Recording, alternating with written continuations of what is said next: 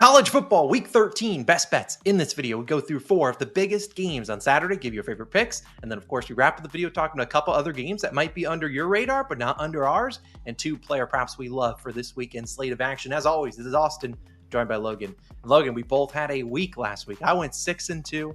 You went 5-2. I'm 18-5 over the last 3 weeks. Some are saying I'm the hottest college football gambler. I'm wearing my same shirt. You guys saw last week I wore the same shirt that led me to a great week 2 weeks ago. I'm back in the same shirt. So hopefully we can dominate and absolutely crush the books this weekend. Logan, we have some fun games that we're going to dive into. We have nothing else to promote, only one thing. Logan, people need to go down below, subscribe, like the video. Let's dive into the games. The first one, we're going to begin with arguably the biggest game of the slate. Indiana Hoosiers on the road in Ohio State.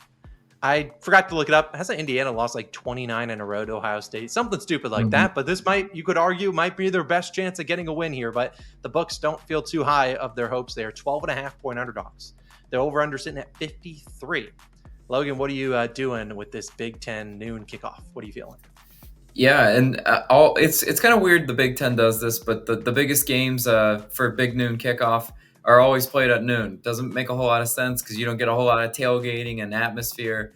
That's a shame. But I'm taking the Hoosiers plus the points in this one. Don't really care when the game's played. What I do know is that Indiana, averaging 43.9 points per game, second best in the FBS on offense, and they're just as solid on defense, only allowing 13.8 points per game, 7th. Now, this will be the ultimate step-up spot. This is going to be the test because you could argue, well, Indiana hasn't played anybody of Ohio State's caliber. I know that. But as you were just mentioning, I know the losing streak for Indiana against Ohio State is high. I do know that is a very lopsided historical matchup. And this Indiana team is in the ultimate prove-it spot. You want to be looked at as a contender? Well, come into Ohio State and hang around with the Buckeyes. That's how you put the world on notice. I think, definitely with the running game, they will be able to keep Ohio State kind of off the field. And Ohio State also banged up a little bit on the offensive line. Indiana, number 1 in the Big Ten in sacks, number 1 also in tackles for loss. They got to make Will Howard uncomfortable in the pocket, and I think they do that. Curtis Rourke, love him as a quarterback. He's a guy that does enough, not too much, but he keeps Indiana in these games, lighting it up on the scoreboard. Give me the Hoosiers, love them. Yeah, I'm in an interesting spot here for this game. I think this is either a really tight game or Indiana just gets the brakes blown off of them. But I don't want to bet on Ohio State. I'm going to be watching this game. I don't want to blow out. So I will also be joining you on the Hoosiers at plus 12.5. I think they are a good team, and I ultimately think this comes down to coaching. And I like Curt Cignetti a lot more than Ryan Day. I think he's a better head coach. They've had a bye week to come into this game. Everyone's counting them out. There's no way they haven't looked or they don't know the spread. They're like, dude, you're 12.5 point dogs. They don't think you have a fighting chance. And there's going to be people on Ohio State side that are going to argue Indiana hasn't played anyone competitive. And I understand that. That's why I said this game's either going to be a 3 to 7 point game or Ohio State wins by 21 plus and it's not even close. I'm willing to bet on the Hoosiers and Curt Cignetti to get things going. I think they have a good enough offense, and I'm not too high on Ohio State. I just don't think they've looked and beat up on the teams they need to beat up on, and so I'll take Indiana. They need this game to be competitive to make the playoff as a one-loss team. If they get destroyed here, it's going to be tough to kind of argue for, hey, why should we put you in over another team? So I like the Hoosiers as well with you, Logan. Hopefully that doesn't blow up in our face, but we'll know pretty early at a noon kickoff. Next game we're going to move to is BYU coming off their first loss of the season, going out to Arizona State. Now, Arizona State, 8-2. They've looked decent. They're 3.5 point favorites. The over-under is at 49.5. I can lead things off. I like BYU a little bit more in this spot. I just don't think laying points with Arizona State's great. They haven't looked really that good. Sure, they're coming off a decent win against Kansas State. I just think BYU has a good enough offense, led by their QB and the rushing attack, to really keep this one close within a field goal. It's not my favorite pick that I'll give out in this video, but if I were to bet this game, I'd be on the Cougars at plus 3.5. This is a big win. They have to come in here and win this game. Their playoff hopes are on the line here. Arizona State, I don't really know if they're making it with 2 losses in there, but BYU still has a chance. I'll take the hungrier team at plus 3.5 on the road. But Logan, what do you like in this one? Yeah, so last week, obviously, I bet against BYU. That was a great finish for the Jayhawks in that one. But I actually like a total in this one. I see a lot of points coming. I like the over in this one. It's set in the high 40s for a reason. BYU did absolutely nothing offensively last week. It was a complete dud. Kansas has the talent, especially in the secondary, to be able to really limit what BYU does best. Well, now they're facing an Arizona State defense that I just don't really trust all that well. We've seen teams be able to have success against this Arizona State defense. I have no doubt in my mind that Retzlaff and BYU will be able to be explosive offensively. And that being said, I also look at this Arizona State offense. They don't turn the ball over. They're great on third down, and they got the playmakers like Scatabo, definitely out of the backfield, that are able to put up points themselves. I see a very red zone efficient game for both teams. And if you're picking a total in college football, you're going to need that. We can't. Field goals are a nemesis when picking an over. And I don't see BYU's defense really being able to make the stops they need to keep this one under. So give me the over. Love it. Hey, I like that over too. Hey, sometimes unders in college football are cooked. Speaking of the next game, I won't lie to you, I might be on the under here. But first, we'll talk about the Colorado Buffaloes, 16th overall ranked team, going into Kansas City to take on the Jayhawks. You've backed the Jayhawks the last 2 weeks. They've respected your money. Colorado, I could argue, not the same. You've backed them before the last few weeks. But last week, as I said at the beginning of the show, Logan, we went 11-4. 2 of our losses came with the Buffaloes. I had the first half under, which there was a punt return touchdown. Once you see a punt return touchdown, you on an under in the first half, you're GG. Just move on, and I did. And then you had Shedeur Sanders under in pass yards. Looked really good after the first quarter, and then they're throwing it in garbage time for fun. Just 2 tough breaks. But right now you have Kansas only as +3 underdogs. Obviously, Colorado suddenly sort of has some playoff aspirations here. Travis Hunter, the leader for the Heisman, the Heisman Trophy right now. Are you going to continue to ride with your Jayhawks in this contest? I believe a lot of times in gambling, if it ain't broke, don't fix it. And the Kansas Jayhawks have been my cash cow over the last few weeks. So why the hell would I not go with them? I'll take Kansas plus the points in this one. Look, Colorado, they're very streaky. Right now, they are red hot. I fully admit that fading this Colorado team right now in this moment is dangerous. So as far as my confidence scale, this one is on the lower end of the confidence scale. Last 2 weeks, love the Jayhawks. Love them so much. This week, it's just a kind of trust pick because I'm seeing this Jayhawks team. Like I said, the record was not indicative of how good that football team is. We're seeing Jalen Daniels and Devin Neal, guys like that, really ignite this Kansas offense, make them more efficient, make them not turn the ball over as much. Again, I said Jalen Daniels, he just had to take care of the turnover problem. He has the last few weeks. I just think this Kansas team is playing really well. Buffalo's also a little beat up. Jimmy Horn Jr., Preston Hodge, defensive tackle Shane Cokes, all guys that were banged up. And Utah, man, oh my gosh. Can we just talk about that Utah-Colorado game for a sec? Because, yes, I did lose on Shedeur Sanders. They were throwing the ball in garbage time. But, damn, I did not know Zach Wilson's brother. I knew it was Zach Wilson's brother, but I did not know he had the Zach Wilson in his DNA where he just wants to turn the ball over like that. I guarantee you, if Jalen Daniels respects the ball more, Kansas could come out with this one with an outright win. Yeah, no, I like your call there. I don't really like a spread either way. As I said, kind of teasing into this game, I do like the under at 60.5. I think people are going to look at these two teams. They're going to see a Colorado game immediately. Over. I don't know. I feel like these defenses are a little bit underrated.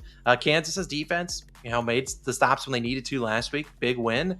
And Colorado's defense, I think, is pretty underrated. They really shored up their trenches. They're dealing with some injuries here and there, but I really like their defense. And I'd argue for 2 offenses, their head of the snake is your QB. You got Shedeur Sanders. We know he's throwing it 40 times. You got Jalen Daniels. I feel like you're able to game plan a little bit better for those 2 guys, given not that they're carbon copies of each other, but they are 2 guys that can make plays with their feet. And not Shedeur Sanders, not Lamar Jackson running for 100 yards, but he is nimble in the pocket and making plays like that. I feel like it's a little bit easier to game plan when you have a guy similar to that in Jalen Daniels, and for the flip side, Shedeur Sanders. So I think this is a lower scoring game. I'm not saying this is going to be a barn burner, 24-14 kind of score, but 60 is not the easiest number to get to. You need to convert in the red zone, and I think these 2 red zone defenses are good enough to make the stop. So I like the under in that one. My only under on the card this week. And then our final game that we'll talk about before we get into some individual games, Ole Miss, the Rebels, on the road in Gainesville. Logan, I see you rocking your pullover. Hey, Gators have respected our money. They did last week for us. They're 12.5-point underdogs here for an Ole Miss team that basically has to win out to make the playoffs. Over under 55.5. I will give you the floor, Logan. You think the Gators can come in or at home and at least cover the 12? No way they lose by 2 touchdowns, right? Mm-hmm. Yeah, I mean, I'm on my Gators, and it's not really a homer pick because, Austin, I'll take you back. I need you to hop in your time machine for a sec. We're setting the dial back to 2015. Little Logan was just a freshman at the University of Florida. I was in the stands when number 3 Ole Miss came into the Swamp. They were so happy. They were so happy. They had guys like Kemdichi, Chad Kelly, Laquan Treadwell. Gosh, I'm stumbling on that. No, those aren't NFL names anymore. But back then they were so good, and they were just coming in, riding high against a Florida team that was just they were middle of the pack back then. The same is going to happen this time. I'm not saying Florida wins outright like they did that game because they hammered Ole Miss, but they will certainly not just let Ole Miss ride on into the Swamp and blow them out.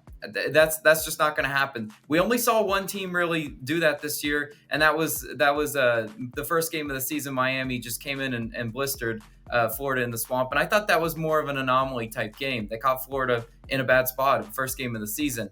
Now with DJ Lagway firm at the helm, this Florida team looks a lot better. I mean, they took Tennessee into overtime with Lagway. They beat LSU. They hung on with Georgia. They were keeping that game with Georgia close until, again, Lagway went out. They're covering these games, and that's all we're asking in this one. If Florida wants to be scrappy, win this game outright, sure. But the spread being so big like this is not respecting what I think Florida's what their new strength is, and that's their defense. Florida's defense won them that game against LSU too.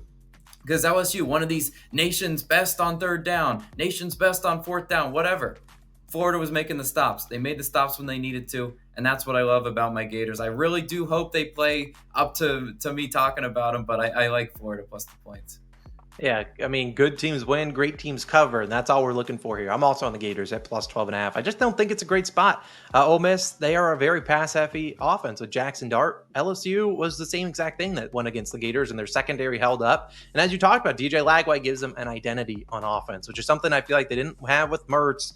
And then when they were doing the 2QB system, was just a disaster. There was no continuity there. Now you got Lagway under center. You know what you're getting every single down. And at a 12 p.m. start in Gainesville, I wish this was a night game. If this was a night game, I'd feel even more confident in the Gators because that's the Swamp would be balanced, and it'll still be pretty active though. And I like the Gators here for all the reasons you said. I just don't like this old spot for Ole Miss, and so I think the Gators can cover. 12.5 is a huge number to lay on the road. The last few weeks have just been fading teams that are laying big numbers on the road because it's hard to cover on the road. You sometimes don't have your A game. The crowd's in it. I really like the Gators as well with you at plus 12.5. But Logan, let's dive into our individual picks. Then we'll wrap up the video with some player props. Now, the last 2 weeks, I've gone undefeated in my extra picks where we go into some other games that we might not talk about here. The last 2 weeks in specific, I have picked 2 double-digit underdogs that have both went outright. We took Georgia Tech 2 weeks ago. Last week, New Mexico. No one expected the Lobos to win. They beat Washington State outright. This week, I got 2 more underdogs, and we'll start with the double-digit underdog that I like. And this one's nasty. The Virginia Cavaliers, plus 10.5 at minus 120. I'm going to this ACC team that has sucked this season. Now, I'm not saying they win outright. I like New Mexico more than them because New Mexico has a much more potent offense, and obviously you need an offense to pull off an upset. But I like Virginia in this spot. They have lost 4 of their last 5. Last week, lost by 21 to Notre Dame. A Notre Dame team that I think is pretty underrated now. I think people just saw that loss to Northern Illinois earlier in the season. They just wrote off Notre Dame. They've really been playing well recently. And Virginia, they didn't hang around in that one. They still lost by 21. But hey, they showed scrappiness there, and they are in their final home game of the season. Next week, they play Virginia Tech. SMU, though, we've talked to them before. They've sometimes been able to falter on the road. We backed Duke against them a few weeks ago when they were on the road in Duke. They won that game by 1 point. I think this is a scrappy spot here for Virginia. Final home game of the season. I know it's not been a great season, 5-5 right now, but I think they can get the job done. I don't know who starts at quarterback. Honestly, I don't think it matters. I like them plus 10.5. Terrible spot for SMU, who's trying to string together wins no matter how they get them. They could easily overlook a Virginia team like this. So I like Virginia plus 10.5. Don't know if they win outright, but it would surely be pretty cool if they do. Logan, I'm tossing to you for your favorite pick. Yeah, I just realized, kind of looking at our cards, very underdog heavy week, and that's fine by me. I love underdogs in college football. Speaking of underdog, let's ride with the Beavers. I'm taking Oregon State plus 13.5. Oregon State and their ground game, they're averaging almost 200 yards a game. That's 24th best in the nation. They're also, averaging 42.1 carries per game, and they're scoring 25 rushing touchdowns, 16th best in the country. The identity of this Oregon State team is established. They're going to run the ball. Can you stop it? I really question if Washington State is really going to be able to stop it because I mean, they allowed New Mexico to gain 360 yards rushing in last week's 38-35 loss. Yuck, right? I mean, come on. If you can't stop the run, that's what this Oregon State team is going to do. And definitely the momentum's a thing in college football. Washington State losing that game, not exactly what you want to see. Sometimes it can spiral a team down. I think Oregon State's just getting too many points in this spot because if you look at the body of the work for what they've done on paper, not great at all. I backed them earlier against Oregon this year. That was a donation. They did not show up for that game. They will show up for this game. Why? Because there's a little ranked number next to Washington State's name, which means they're being hunted. And I think the Beavers go hunting today. I love Oregon State plus the points as my first pick. But Austin, throwing it back to you.